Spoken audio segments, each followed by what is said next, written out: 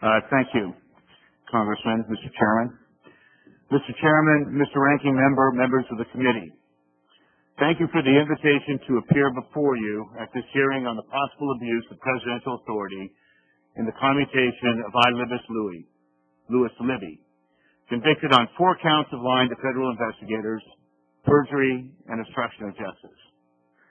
I am not a lawyer, but I have understandably followed this case closely. This matter, after all, involves the betrayal of our national security, specifically the leaking of the identity of a covert officer of the Central Intelligence Agency, my wife, Valerie Wilson, as a vicious means of political retribution. After it became apparent in the spring of 2003 that one of the key justifications for war in the President's State of the Union address was not supported by the facts, I felt an obligation and a sense of responsibility to the American people and to our men and women in uniform to share my firsthand knowledge about the unsubstantiated allegations of uranium yellowcake sales from Niger to Iraq. Accordingly, in a New York Times article of July 6, 2003, I disclosed the deliberate deception surrounding the justification for the invasion, conquest, and occupation of Iraq. 8 days later, Valerie's status as a CIA operative was made public in a newspaper column by Robert Novak. We now know from testimony and evidence presented in the United States versus Louis Libby that Novak's column was the end product of a process that was initiated by Vice President Cheney, who directed his chief of staff, Scooter Libby, to supervise it. Never in my 23 years as a member of the diplomatic service of the United States did I ever imagine a betrayal of our national security at the highest levels. 15 years ago this week, I was sworn in as George Herbert Walker Bush's ambassador to 2 African nations, the Gabonese Republic and the Democratic Republic of Sao Tome and Principe. 17 years ago, I served as his acting ambassador to Iraq in the first Gulf War. I was the last American diplomat to confront Saddam Hussein about his invasion of Kuwait prior to Desert Storm. As acting ambassador, my embassy was responsible for the safe evacuation of over 2,000 Americans from Kuwait and Iraq, and the release of close to 150 Americans being held hostage by Saddam and his thugs. I was proud to serve my country, mostly overseas, for 23 years, in both Republican and Democratic administrations, and to promote and defend the values enshrined in our Constitution and Bill of Rights. I was honored to be then President Bush's envoy to Iraq and to have been part of the foreign policy team that managed the international crisis created by Saddam's invasion of Kuwait. Members of that foreign policy team remain among my closest colleagues and friends. Given my service, it has been therefore disconcerting to see my family and me targeted in the crosshairs of a character assassination campaign launched by the Vice President and carried out by his Chief of Staff and by the President's political aide, Karl Rove, among others. Ultimately, this concerted effort to discredit me, ruining my wife's career along the way, has had a larger objective. This matter has always been about this administration's case for war and its willingness to mislead the American people to justify it.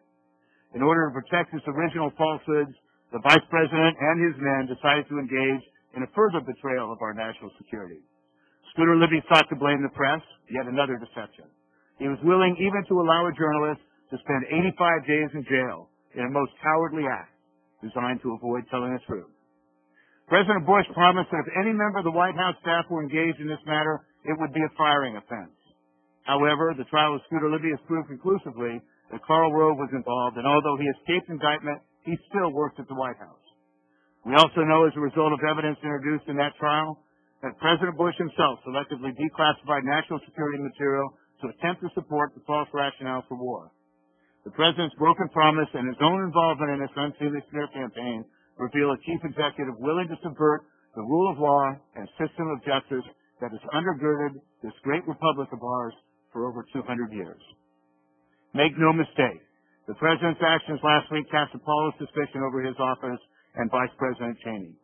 Mr. Libby was convicted of, among other crimes, obstruction of justice, a legal term used to describe a cover-up. The Justice Department Special Counsel Patrick Fitzgerald has said repeatedly that Mr. Libby's blatant lying has been the equivalent of throwing sand in the eyes of the umpire, thereby ensuring that the umpire, our system of justice, cannot ascertain the whole truth.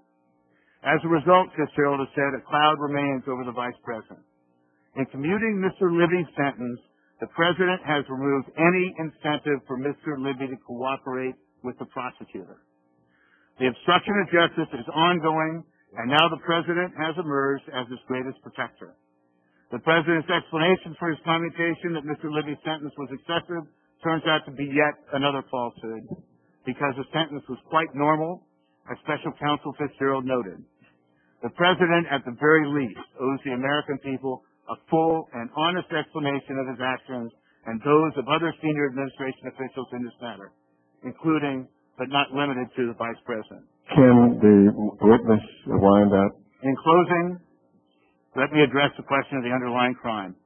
Mr. Libby's attorneys and his apologists have tried to downplay the conviction on the grounds that nobody was actually indicted for leak of salary status as a covert CI officer. Libby's propaganda is an effort to distract from this crime, his obstruction of justice, his cover-up. Who is he protecting?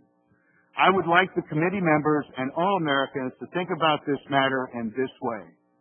If senior American officials take time from their busy schedules to meet with a foreign military attaché for the purpose of compromising the identity of a CIA covert officer, what would we call that?